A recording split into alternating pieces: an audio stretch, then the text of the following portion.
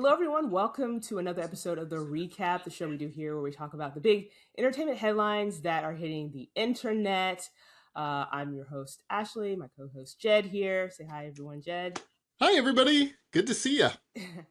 Yes. So it's been a little bit. We took another little break, but we're back. And we wanted to come back because we're talking about the Oscars. This past weekend, big night for Hollywood. Some winners, some losers, some interesting things that happened at the ceremony. And we're going to talk about all of it. Before we do, though, if you are a fan of this channel or if you've watched any of the videos that I've posted here, please subscribe to the channel. I would really appreciate that.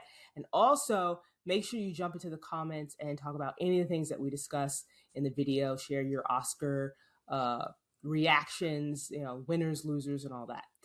All right. So, like I said, Oscars big night this past Sunday, the 98th Academy Awards, hosted by Conan O'Brien. This was his second year hosting the ceremony. And it was a very interesting night. Some surprises, some things that weren't surprising, some historic moments, some history was made at this Oscars. And we're going to talk about as much as we possibly can within the next, I guess, hour or so. But so we'll start off with some of the big moments from Sunday night's show. One of the top moments I had on my list here was One Battle After Another winning Best Picture. Now, I did my Oscar predictions video. If some of you watched it, great. If you didn't, how dare you?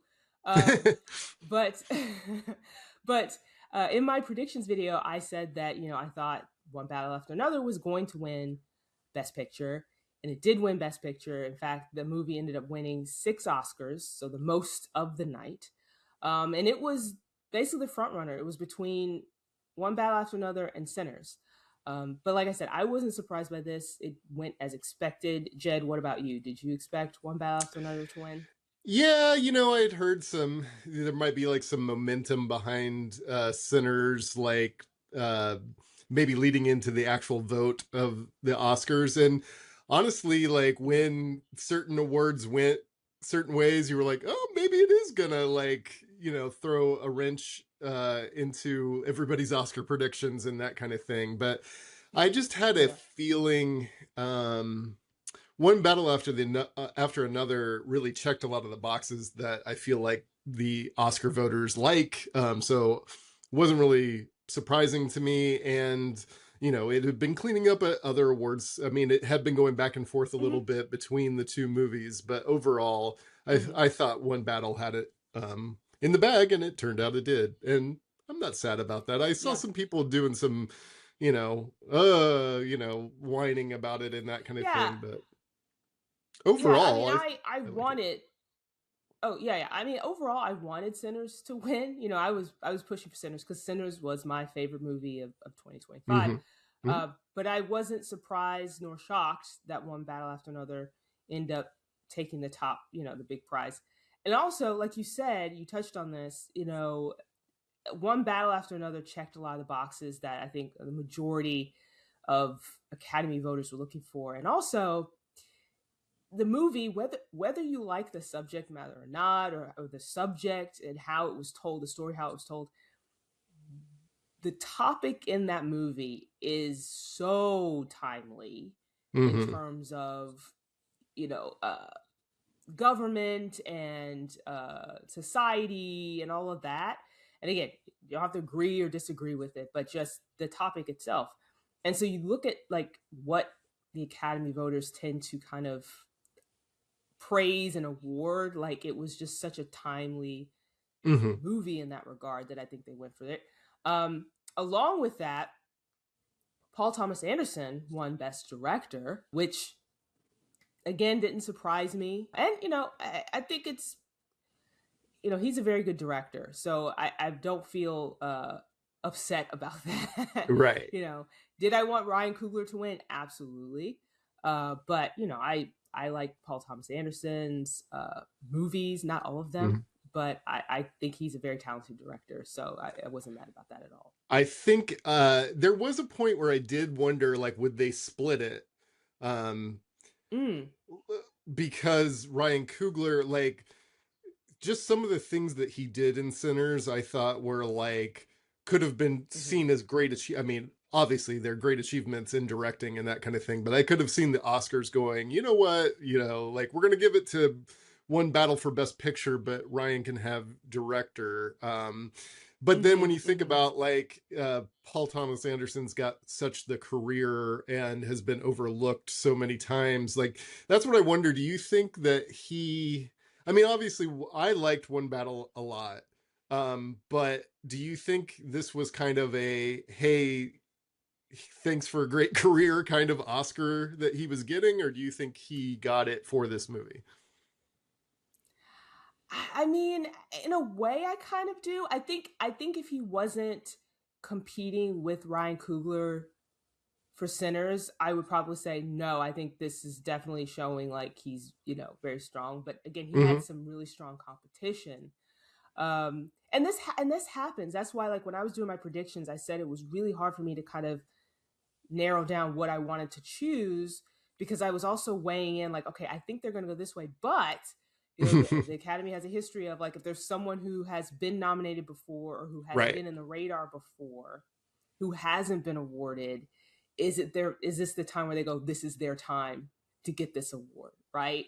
In the same way, you have some young talented actor that comes along and they might have given the best performance of the year, but if they're going against a status actor who has been nominated numerous times and then they haven't won, it's like, do they just give it to it's like, right, sure. yes, and it's like, yes, that's happened. So many actors I know have won on movies that weren't their best. I mean, one that really stands out to me, and I love her to death, is Sandra Bullock. I mean, she won for The Blind Side, which is that movie has not aged well at all. Not aged great, no. But, or even, it's not even her best performance.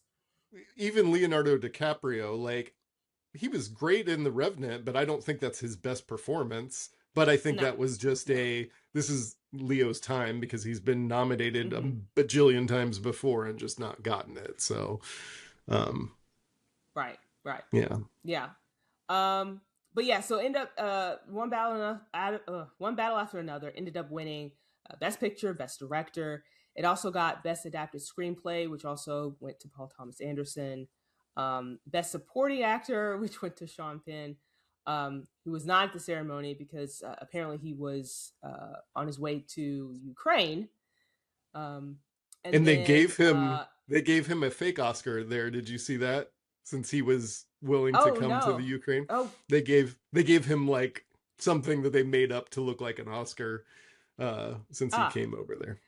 So obviously, when I was looking into it, like, he is notoriously anti the show or anti like the Oscar thing, but this is his third Oscar. Why do you think he got it versus somebody else? Because I feel like the Academy knew, or he made it very clear that he wasn't going to be there. He's won before. So did this stand out versus everybody else? Or is there something else going on, in your opinion? I think it was the momentum of One Battle After Another. Like, we were talking about the movie's relevance in terms of the topic. He's portraying a character. Yeah. Yes. That is so, like, what's the word I'm looking for? Like, an over-exaggeration of some of, like, the worst people in society, right? And I mean, he did it well. I mean, again, I wanted Delroy Lindo to win because I think he's one of those actors that's been overlooked, and he did a really great job with his small role in Sinners. But I don't think it was necessarily just, we'll just give it to Sean Penn. I do think it was because his performance was great, and also the relevance of the movie that he was in. That's what I think happened there. Because, I mean, again, like you said, they know he doesn't show up for these things. Right. They probably don't care. Also, I don't think they would just dismiss him from winning simply because he doesn't show up. that probably wouldn't be a good look for the Academy either. So that's what I think happened there, but I have no insight on it. But I'm like That's just you. I'm like, my thought. yeah, I get that. I get that he was. Yeah, I mean that was a great performance, and I don't mean to Mm-hmm. take anything away from that. But in a year where Mm-hmm. like how many more how many more times would we see Delroy go up for best supporting actor? And Right. it's been a while since I've seen him in a role that had any kind of like I mean it's been a while since I've seen him in anything, but Mm-hmm. he did such a standout job, I think, in Sinners. Like I Yeah. think about him still in that, and I don't know. It's just kind of sad to see like, oh, here it is. It's going once again to Sean Penn, and once again Sean Penn's not going to be there, and then Delroy. Although if you've seen those. Yeah.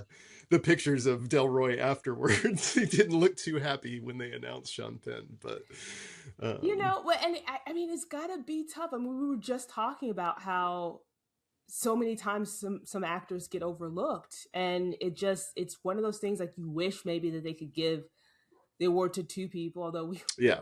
we will talk about that a little later. Yeah.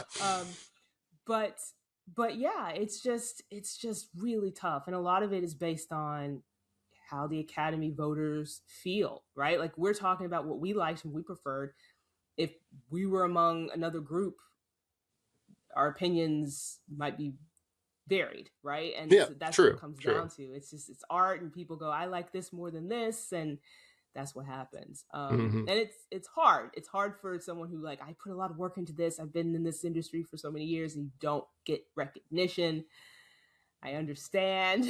I've been in positions where you just do so much and you get so little. So yeah, it's hard. Yeah. But so anyway, so One Battle After Another had a big night. Also won the first ever Best Casting award, which I had Sinners winning that, so that was a surprise for me. Yeah. And then it won Best Editing. So 6 awards for One Battle After Another. And then Sinners also had a big night because, like I said, it was just between these two movies, really. Sinners won 4 Oscars, and it was Best Actor, Michael B. Jordan, who I picked. And it's funny because in my predictions, I had who I thought would win and who I wanted to win, and I had him for both. And there Oh, were some good. Yeah. people Yep, that's right. who were like, "How? Why are you picking him? Like, he's not gonna." And I'm like, I just based on everything I've been seeing lately, I think it's gonna be him. And I went with my feeling, and I was right on that. So yay! I But first of all, though, I was very happy. first of all, for everybody, I mean, the dude played 2 characters and made them distinct in like I don't know. I have a friend who's an actor, and Mm-hmm. he was going off about how he thought that performance was so overrated, and I'm like, what are you talking about, dude? I mean, to play against yourself and then have to make those I don't know. I was blown away by that Different performance. And mannerisms mm-hmm. and different inflection in their voices. Like I went back and rewatched the movie, and they even sound just slightly different. Like they sound close enough where it's like, okay, they're brothers, right? They're twins, but just different enough that it's like, okay, that's a different character. And then you could also add that maybe he played a third character when the other character turns. Yeah. Oh, yeah. True. And Yes. Yeah. and is playing a different. So, Yeah. yeah, I thought he did a really good job with his performance. So I'm glad that he got recognized. Me And too. he joins a very short list of Black actors who have won the Academy Award. So that's always nice. Uh, and then we had Best Original Screenplay, which went to Ryan Coogler, Mm-hmm. which I thought much deserved. It Absolutely. was just a very interesting, different kind of story. It blended all these different genres. It used history, folklore, just really great. And it just surprised me what the movie ended up being versus what I thought it was going to be based on Mm-hmm. early discussions about it and trailers, and it just blew me away. I just Yeah. loved it. So Yeah, it's a I was very very happy that layered Ryan Coogler script. won I that. mean, yeah, so glad that it won. And have you read it? Because it's available to read. I mean, I have it's a not. really good read. Yeah, I need to add that to my You should read list, it. for sure. Yes, Yes. you should read it. Yeah. But it's good. And it also won Best Score. Ludwig Göransson, his third, which he's a very talented composer.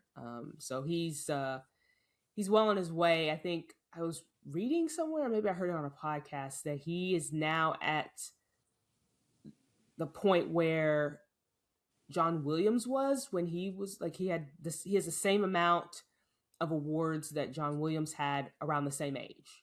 Oh, that's John interesting. Williams is, of course, like all-time composer, right? Right. Yeah. So that was good. And then, of course, Sinners also won Best Cinematography, which went to Autumn Durald Arkapaw, which also made me very happy. First female cinematographer to ever win, which sounds like such a strange thing to say in 2026.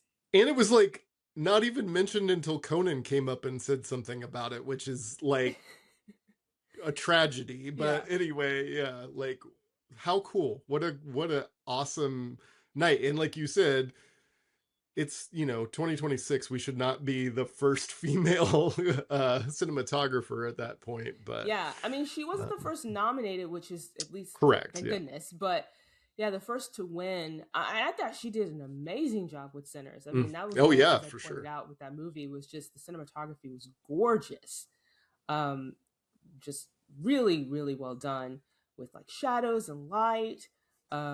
Just very rich, and so much deserved. And you saw the 70 all the wins were great.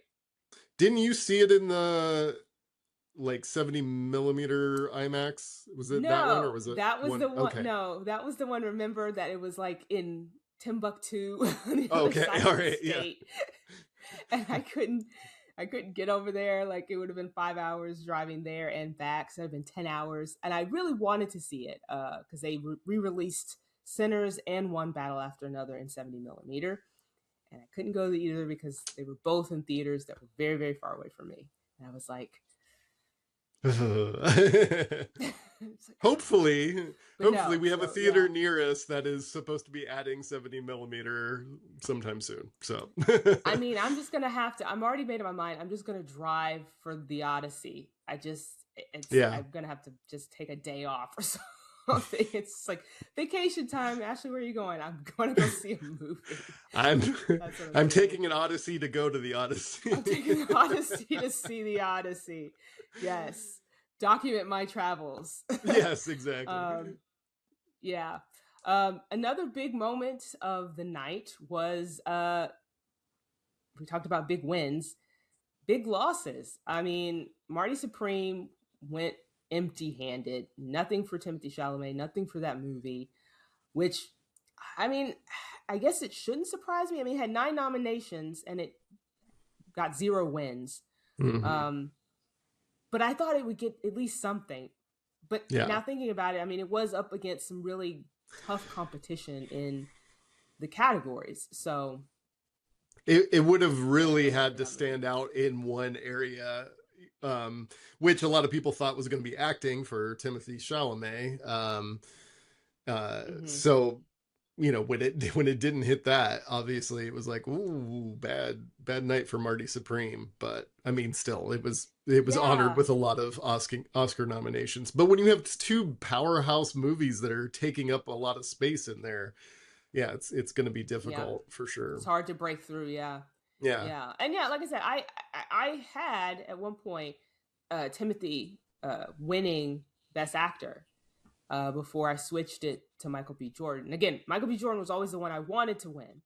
Right. But when it came to who I thought was going to win, I had Timothée Chalamet on my list for a really long time. And then I just started to see a shift, like everything I was reading about, anonymous Oscar ballots and just the temperature in Hollywood. And I was just like, I don't know. I think it might be Michael B. Jordan. I don't know. And then other big moment I had was the In Memoriam, which I thought was done really well. I mean, usually I'm really critical about the In Memoriams just because sometimes they do really strange things with them, like some people like overly talking over them. I think there was like a narration one time with something, and then this one was done a little differently. But I liked how they kind of broke up some of the tributes. Uh, for like Rob Reiner, Billy Crystal came out, did a tribute to Rob Reiner, and then at the end, uh, actors from Rob Reiner's movies appeared on stage together, which I thought was really, really touching. Yeah, that was really cool. Nice. Yeah. And then now I Oh, didn't realize they were going to do that for everybody else. Like, I thought when they started with Rob Reiner, I was thinking, because it's such a tragic death, I was like, oh, okay, I understand that, and spending some time, because he made a lot of great movies over the years and that kind of thing. But I was kind of glad that they did it for some of the other people. Although, it's like, who do you choose and who do you not choose? Because, like, like a Robert Duvall has been in movies for years and years and years with a lot of people. Yeah. And that kind of thing. Although maybe a lot of them have died off too, and some of the bigger ones or whatever. I mean, but yeah, because you had like Diane Keaton. But like Catherine O'Hara's wasn't very involved, I guess, like comparatively to everybody else. Yeah, I mean, I guess if we were analyzing it, we're like, they got 10 minutes and right. So but I mean, like, how come they got more time? But I mean, they at least had like Rachel McAdams. Yeah. Talk, and then they had the Robert Redford tribute, which I thought was done really well, and Barbara Streisand came out and sang a little I will have more to say on that in a moment.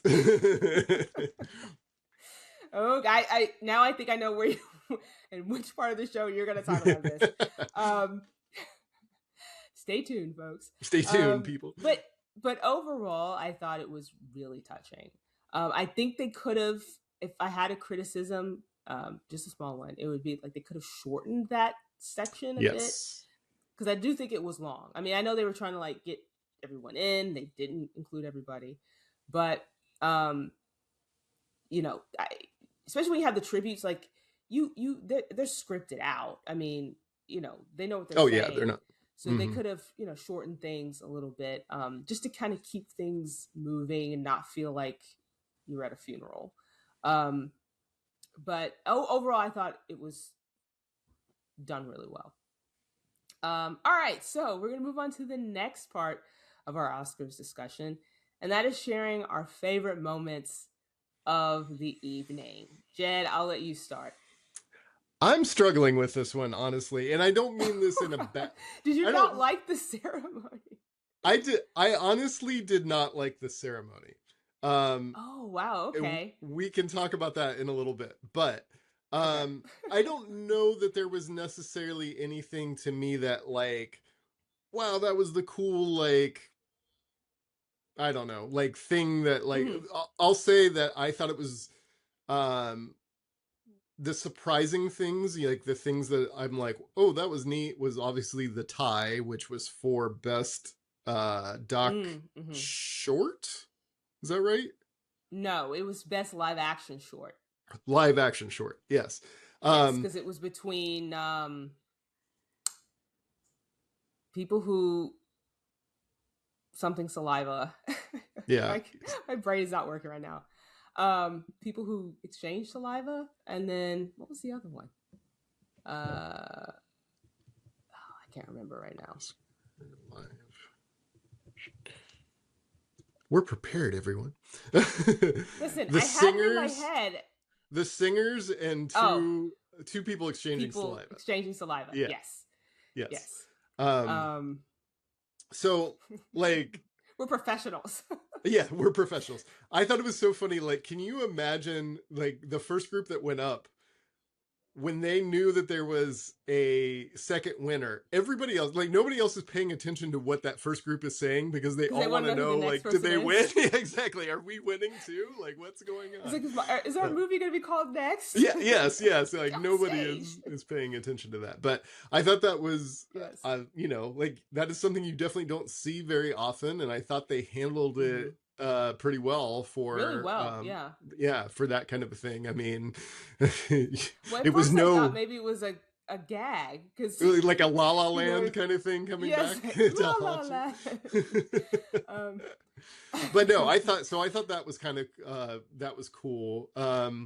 I did like the opening that Conan did where he was dressed like the woman from Weapons, and Weapons. that Yes, whole that was on my. montage.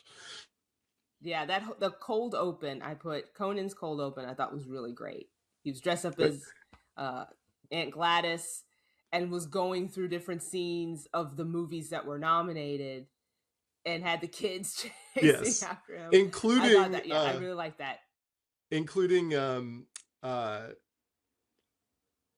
K-pop Demon Hunters, which I also thought that was like fun to include that in there, Yes. and then have the kids like chase them through that and that kind of thing too. So, Yes, yeah, um, and I like that. That harkens back to like those cold opens they used to do like back in the day for the yeah, Academy because it was like the always like Billy a Crystal celebration of ones and everything. stuff like that. Yeah, Yeah, and so yeah. I love that. I love when they get back to like the reason that you're all here is obviously people want to win awards, but it's a celebration of the movies that were made.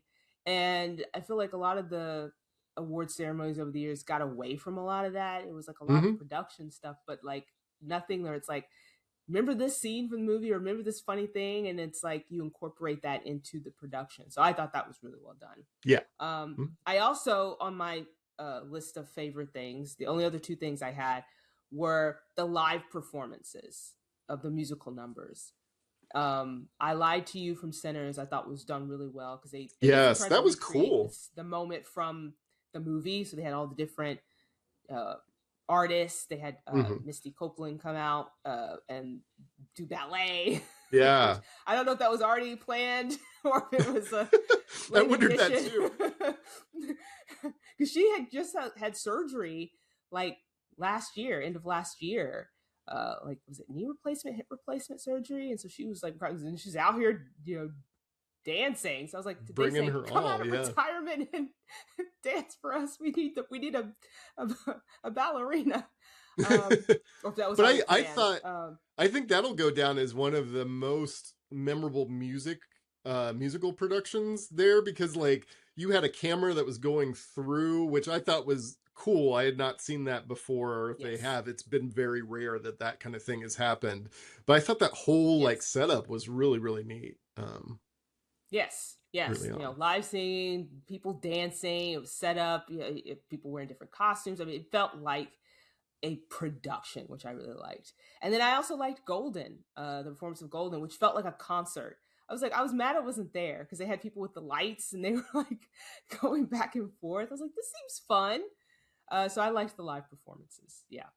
I was a little Any other surprised they favorite did moments? that. I was a little Oh, really? surprised they did the thing with the bands only because I was like, you didn't do that for everybody, so why this? I mean, like we all knew they were going to win anyway, but like it just struck me as like, is that a little too much favoritism towards like one song? Nah, I don't know, but I was just kind of I don't surprised know. I mean, they did that one. well, because in years past, sometimes they would do every song, but it'd be a shortened version, and people would be like, Yeah, "Why are we doing every song? Like, we don't need to hear every song." So I don't know. I guess it was just like a compromise. They're like, we'll do the two that most people like. yeah, yes, right, yeah. Like, they know. So yeah, but I was fine with it. Any other favorite moments? No, I think we hit my list. Okay, so now least favorite moments. Your time to shine, Jed. So I want to say this, and this is going to affect some of Mhm. this, and just based on your response makes me think that maybe this was something on my end. A lot of people sounded overmodulated. Did you hear that? Like I'm talking about No, that in wasn't just you. That was on my okay. list of least favorite things. There was something Yeah. wrong with the audio. I don't know what Yes. was going on there. And it would happen, like you said, like some people were overmodulated. They'd speak into the microphone. I don't know if it was they were too close, but obviously, I mean, you've got sound engineers there, Yeah. so they're able to adjust. But yeah, it was just some people were just like, "Oh, Yeah, so it's a fine." lot of the presenters were like, so that's why I asked, because somebody had messaged me during the thing and was like, wasn't that like perform the K-pop Demon Hunters one, wasn't that like a great performance? And I was like, kind of no, because they I felt like the lead singer's voice was like just blown out. Like it just Mm-hmm. didn't sound good in the mix, and I was like, yeah, Mm-hmm. it's a fun song, and we've heard it now a bajillion times, but Mm-hmm. I didn't think that performance was great because of the audio Mm-hmm. issues that were going on, and Mm-hmm. that's Mm-hmm. bad. I thought the whole production of the Oscars felt like, if you would have told me this was the first year it was on YouTube, I would have been like, okay, I'll give it some grace. But this is year a Yeah. bajillion on ABC, and they were having so many technical issues of cutting Mm-hmm. mics on people and randomly showing Conan staring at things, So and yeah. that was the other thing that I had on my list. And again, we've both worked in live productions. Yes, stuff's Like, always going to go I wrong, mean, like no matter what. yes, I mean, I even was a technical director and had to operate switchers, high pressure Yes. situations, looking at 1,001 monitors while things are blowing up. Like, lost this shot, lost this shot. What do we have to go to next? Like, where do we go next? Where Yes. do we go next? I need a camera. I need a camera. Like, I've done that. So it bothered me that, like, these are people who are professionals who I don't know what was going on there. But yeah, I Yeah. had them playing off and cutting off the award winners. Like, I get it. They have a time limit. Which is the case in every awards, right? But in a lot of this, sometimes they would just, it felt like they didn't even have a set time. Whereas, like, somebody Right. got up and started Right. talking, and then it would just be like, the orchestra would start playing, or they would like lower their mic, and I'm like, they just started, like, what are we Yeah, doing? And right. then, like, the Exactly. person Yeah. was still talking, and then they kept the music up, and the person's not leaving the stage. They're clearly not, just lower the music, just let them talk. Yeah. It's It going was to be just way really weird. less Or like they awkward would than cut whatever it is yeah. yeah, or like they just cut to, like, I guess they didn't want to have the person on the stage just standing there because they're playing the orchestra, so they cut to Conan who's over there like Yeah, like just they're still talking laughing over at, like, there, and what is going like I on? can Hi. understand, understand sometimes. Like I know people were upset about when the women from K-pop won for the song, and then one of them talked and when the other one went, but you're trying Mm-hmm. to anticipate too, and so you weren't sure Mm-hmm. maybe if one of them was going to speak for everybody or they all wanted to speak, but you do only have this amount of time, so I can understand some of that, but that happened Yes. a lot Yes. It did. during the And yeah. here's what I think could be a solution, because I feel like in years past, I've watched the Oscars many, many times, and I Sure. feel like in years past, even if there was multiple people winning an award, one person would speak for the group, and then it would just, people go off. And then in recent years, like, more people have, so I feel like they know that, especially like multiple people are going to come up. If it's like a team of two or three, like two writers or two, what, let both people have those moments. And what you do is you tell everyone who's nominated, like, hey, we have a time limit on speeches. We're going to stick to it as closely as we possibly can, because we have a show to keep go. We have to get through all these other awards and everything. Both of you can speak, but just keep it short, right? Because I Right. feel like it's just one of those things. It was like, okay, you win, and like we have a time limit. It's like, so no one expects both people to speak, Right. and the expectation should be that both people speak, because they both worked on the thing, and they both won the award, right? Because I know if it was like you and me, if we went up there, if we were nominated for an Oscar and we won, maybe one day, um, I'm gonna want to talk, and I know you're gonna want to Right. talk. Yeah, right. So um, I just think that's fair. But yeah, it Right. just kept Yes. happening, and I was getting annoyed, because I wasn't getting annoyed with the Oscar winners, because I'm like, this is their moment. Right. Like, how Although often are you gonna get this moment? although when they started off with like the best supporting actress, I felt like that one went on forever. I always, but I feel like that with a lot of award Oh. shows, like whoever goes up first ends up with like a ton of time, and it's like, no, you gotta like, you gotta move through that, um, because Mm-hmm. otherwise, it's gonna go. This show's gonna go crazy long, which it did anyway. Luckily, they're starting Mm-hmm. it earlier now, but yeah, Well, it I'm might with go you. even It's longer when it's on YouTube because they don't have to worry about like commercial breaks and exactly stuff. right. Yeah, A it'll be an 10-hour all-day affair. Oscars. Yes.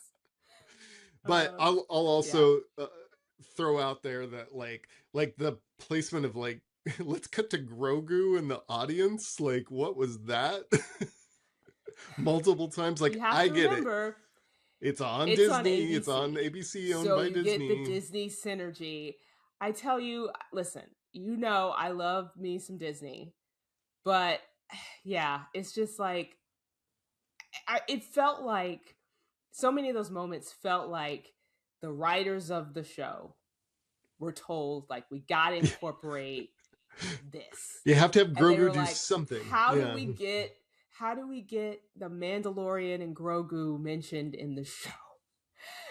Okay, what if we put Grogu in the audience and we have Sigourney Weaver, who's also in the movie, say her line from Alien because Grogu's Right. an alien? Like, just and Kate Hudson's there. Like, Right. Yes. Right. um, Going, why am I yeah, here? Like, what's going on?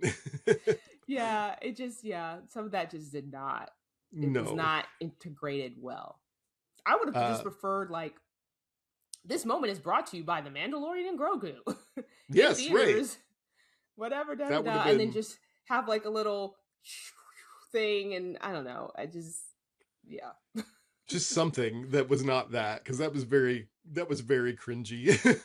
That was one of the yeah, it was more cringy awkward. moments. And yes. I'm gonna All also right. So then, wait. oh, go ahead. Wait, can there's one more thing that I gotta say. Barbara Yes. Streisand. Oh yes. Back to Babs. Like, look, Barbara Streisand, Did beloved you not like by her singing? no, no, I did not. Like, okay, cool. They I had hope her talk. I hope I don't have any Barbara Streisand stance on the No, channel. look, I like Barbara Streisand. Pro Barbara Streisand.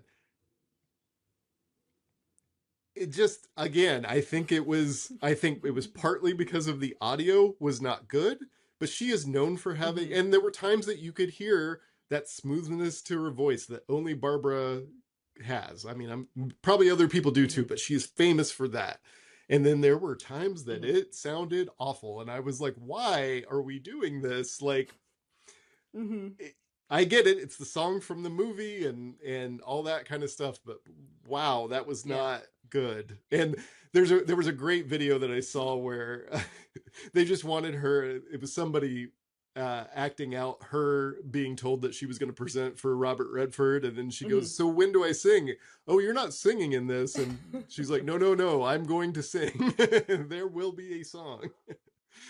There will be singing. I'm sorry. I'm going to not agree to Yes. this. Yes, exactly. But I mean, it was a I mean, I choice. get it. But Yeah. Yeah. I get that. Yeah. I mean, I didn't mind it because I don't know. It didn't bother me, but I'm sorry. it You was had just such an unpleasant another experience. thing in a long list of things in this. I was like, what are they doing? Why are you doing this?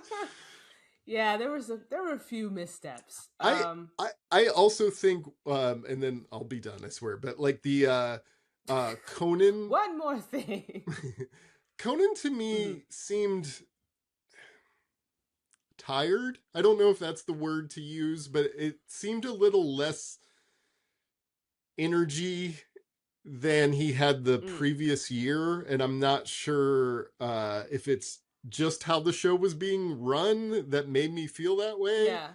I mean, because obviously the I first part was think very energetic, but like, yes. um, I don't know. It I think just that kind of I mean, he felt a little I think lost, there was maybe. it was I think it was a combination of things. I think the first year he did it, he had a ton of nerves, and as someone who's watched Conan over the years, like when he's nervous, he's very energetic. So it's almost like he has so much energy because he's like, I don't know what to do, and I'm just right. I got to get it out somehow. Yeah, this year he seemed a little bit more relaxed, so his energy level was down, but I don't think it was him being tired. I just think it was him more settled and comfortable. Kind of like he was on his show, like yeah, Conan Tonight, where it was just like he's talking to people, but he's not like bouncing off the walls. I mean, he would occasionally, but not always. And then I think part of it was the things we talked about with like the awkward moments, and it's like you can't really get your rhythm and groove if the camera's suddenly going to you and you're like, oh, is it my turn now? And like, where are we going? But it's kind of like the productions that we've worked on where you have someone you're going to, and they're like, I'm reading off the prompter, but like nothing's there. Like, what do I do? You know what I mean? Like, it's hard to get into that rhythm if you're having some of these other technical issues that affect you, right? right. It's like, oh, I'm on. Okay, Yeah. what are we introducing next? Or wait, do I go back to them? They're still talking. They're still saying thanks for winning, thanks for voting for me. So I think that was part of it. But I liked him. I liked him last year. I liked him this year. Mm-hmm. My one thing though, with him hosting this year is that there were a couple of times where I felt like, Conan's not like the edgiest comedian out there. I mean, he has some edge to him, but he's not like Ricky Gervais. Yes, right? right, correct. And I do feel like there were times where he was like trying to do the thing of like, and it like the Ted Sarandos, like, oh, this is what a theater looks like, and the political part, the political joke. Although I did kind of chuckle at that because yes, I did too. Because I mean, because again, we've had this conversation before. 2 of the movies I've tried to see last year, they were Netflix movies. I had to drive halfway because they were in like the most random theaters because Netflix just doesn't want to put their movies in theaters, and if they do, they put them in like the most obscure. Like, I was like, there's none close to me. What are you doing, Netflix? You're making me drive. I should have sent them a bill for my gas. Yes. So I did chuckle at that where I was like, yeah, Ted, like, theaters. They exist, yes. But yeah, there was just a couple of times some of the jokes just didn't land, and I think he was trying to figure out, gauge the audience and like what he could do or say. But I liked him, so yeah. I mean, I don't know if he'll come back, if they'll have him back for a third time. I really like. It was floated around previously the idea of like Tina Fey and Amy Poehler. My only thing about them would be, I think they're seen more as television people, so that might not. I mean, I understand like Conan is too and that kind of thing, but I could see that maybe like at least they have the connection of like Conan has the talk shows that he has had a lot of these people on, so he's familiar with them. I get it. Tina Fey, I mean, she does Mean Girls, she does Baby Mama, like that kind of thing. So they have that, but I just wonder if how that would translate. Maybe there is something that would. I think it would translate. I mean, they were on SNL, and SNL skewers all parts of pop culture, and they've been in the industry a really long time. But they also hosted the Golden Globes twice, so that may be another thing that they don't want to use. Yes. Maybe. I mean, I'm not. I'm not saying they have to do it. No. I totally understand what you said. Yeah. But I just think whenever you start thinking about hosts, I think when you have someone who is a comedian who's also a really strong writer can help, because that was one of the things I think made them really great when they did the Golden Globes is they wrote their jokes, and so it felt authentic coming out of them, and was sharp and witty. But yeah, but who knows? You don't think maybe Conan will come back for a 3-peat? Bring back Anne Hathaway and James Franco. I mean, I feel so bad for Anne Hathaway because I do too. I don't know. I don't think she would be a terrible host, but on her own, yes, right. Franco, oh my God. But like, because that's the thing. Like Anne Hathaway, she can act, she can sing, she drama. So like you have one of those hosts that can do those things. Like she could do those bits if they wanted to have her like do a skit or something to set up a movie or a category. Like she could absolutely do that. But we had James Franco, who was talk about low energy. Like you're low energy. This dude, I'm pretty sure he was, was on like, something too during that. But out, like he was not. That was so weird. Yeah. Oh, to think back on that. Oh my gosh. Right. How long ago was that? It was a while ago. Anyway. That's a very old reference now. Yes. The young kids out there will be like, yeah, what? What are they talking the about? Oscars? Right? Yes. So yeah. Overall, I thought the show was pretty good. I was happy with most of the wins. Not surprised by too much. And yeah, the only issues I had really were the things that we mentioned. But yeah, I mean, I love the Oscars though. My friends were like texting me like, "Don't bother me right now. It's my Super Bowl. Leave me alone." Yeah, there were a couple times I was gonna text you, and then I was like, I'm gonna let her go on this one. I don't want to rain on her parade because I was going, what is up with this? I mean, you could have texted me. I wouldn't have necessarily responded really quickly.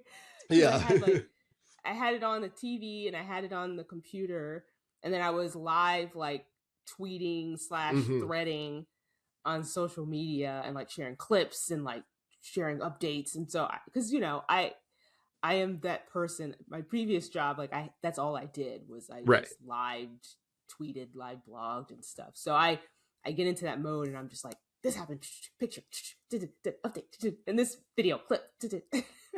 And for people that are not in the... If there was a camera in my room, people would be like, what is this crazy person doing? Well, for people that are not in the industry, it is hard to turn that off. Like, I still have moments where I'm like, that would be an awesome talker on, like this morning show that I have not worked on in like 12 years. No, more than that, 14 years now. Like, yeah, it's, but it's hard because you're so into like... It's hardwired. Yeah, it's just... and especially when it's something you like or you're interested in, right? Because you just immediately go, oh, I could do this and this will happen and this will be great. And I do that every single time with stuff like, the Oscars or anything interesting. It's like I'm on social media and then I just want to like live tweet it or live blog it and just...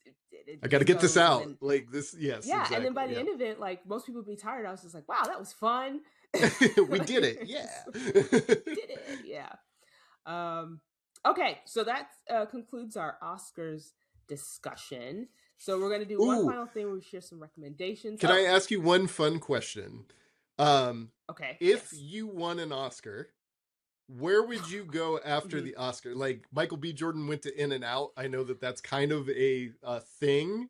Do you have a place that you would go afterwards? Like, would yours be In-N-Out as well, or would you go someplace different? Because I don't like In-N-Out. I've tried it the many times I've gone to California. I don't like In-N-Out. Sorry, people. I don't either. I would go home. You go home, yeah. Ashley would go home. Ashley's tired because I know myself, and I would have spent so much time like getting ready, getting dressed up, get being in traffic, whatever, to get to the ceremony, walking the red carpet. And I'm one of those people, I get exhausted from like social interactions depending on how much me too. I have. So by the end of the night, once they give me my award and it's engraved, I'm literally hopping in the car and going home. Fair enough. Yes. Like, thanks, but I'm tired.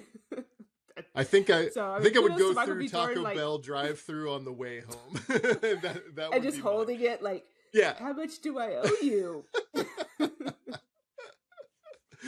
Oscar winner. And a taco for my Oscar, please. Yes, right. Yes. Yeah, so I would go home. That would be me. Yep. Okay. So, final part of the show. Share some recommendations. Jed, I'll let you start. Sure. I am thoroughly enjoying Ted season 2. So You all may remember that there was the two Ted movies, but a few years ago they actually released a TV show on Peacock, and I was like, "How good is this going to be?" And it actually turned out to be really good. I don't have you watched it, Ashley? I don't know if you're. I have not watched the second season. I Yeah, watched the first season, and I liked it surprisingly because I did not like the Ted movie. yeah, and that's fair. I think I was talking to somebody about this the other day, and I was like, Mm-hmm. this could just be like, let's make this cartoon bear say crude things, and that is certainly there. But then they Mm-hmm. also spin in some heart to every episode, and I Mm-hmm. think that really is what elevates this. Like, I'm not the biggest fan of Seth MacFarlane shows. Like, I don't have anything against them; they're just not usually my thing. Mm-hmm. But uh these two seasons of this show are really really good. Sadly, this is the end, but they knew it was going to be the end No. of Mm-hmm. this. So going forward, there's going to be an animated series that's just straight up animated, but this is live action with a CGI bear in it. But anyway, I just want to say if you have not checked that out, I think it's worth checking out. It's definitely your time. It's a good, like, I can kind of turn my brain off, although they do some very smart jokes in there, and Mm-hmm. there's a lot of references to the 90s because it takes place in the 90s. So Mm-hmm. anyway, also one extra bonus thing is the Spider-Man trailer came out today, and I'm not quite sure what they're gonna do in this one. I mean, they set Mm-hmm. up some things, but there's a lot of moving parts to this. But I was really happy to see the I feel like the heart is coming back. I kind of felt like the last movie was focused too much on the multiverse stuff and kind of lost what I thought made the other two movies really great. And it seems like they're Mm-hmm. bringing that back in this one, so I'm happy to see that. Yes, I did watch it today earlier, and I liked it a lot. So Yeah. hopefully the movie is really good. My recommendation is Oscars related, because I know a lot of people probably didn't get a chance to watch some of the Oscar shorts, the Oscar nominated shorts. Some of the movie theaters had them on, showcase where they had them available for a couple of days or a week where you could watch it. But not everybody can go out to the theater in a week to watch them. There are a number of them available on YouTube. We were just talking about YouTube. And they're available. And I actually was able to rewatch some of them before the ceremony. So if like, I want to see some of the ones that won or were nominated, you did get a chance. They're available on YouTube. One of them, Forever Green, was one of the animated shorts. Really liked it. It's very cute. It reminded me a lot of like those Pixar shorts, like the shorts that would be before the Pixar movies. Mm-hmm. It's very Yep. like Disney coded, but a very different kind of animation style. Even the one two people exchanging saliva is on there too. So Oh, cool. Yeah. so yeah. So if you're curious, like, okay, what was nominated, what's the whole thing, you can watch them. So that's my recommendation. Yes. So fun show. Glad we were able to get together, talk about the Oscars, be able to do another episode. If you are watching this, or if this is your first time watching, welcome. But also make sure you subscribe to the channel. I have a number of movie reviews and other videos up. I've done some deep dives of stuff. Like I said, I did my Oscars predictions. I have a number of reviews up for movies that are already out in theaters or coming out in theaters very soon, like Project Hail Mary, which is out in theaters this weekend. Spoiler, it's a very good movie. But if you just need a little bit more convincing, check out my review. Also have a review up for Hoppers, which is #1 at the box office right now, which is very good for Pixar. So yes, so subscribe to the channel. Really appreciate it. And also, again, jump to the comments and share your thoughts about any of the stuff we talked about today. Your favorite Oscar moments, what movie you thought would win or what you wanted to win. I love reading the comments. So thank you everyone for watching. Hopefully we'll have another episode of this soon. Not have like a Yes. 3-week break. But I'll let you know. So anyway, thanks for watching everyone, and stay tuned. Bye, everyone. Bye.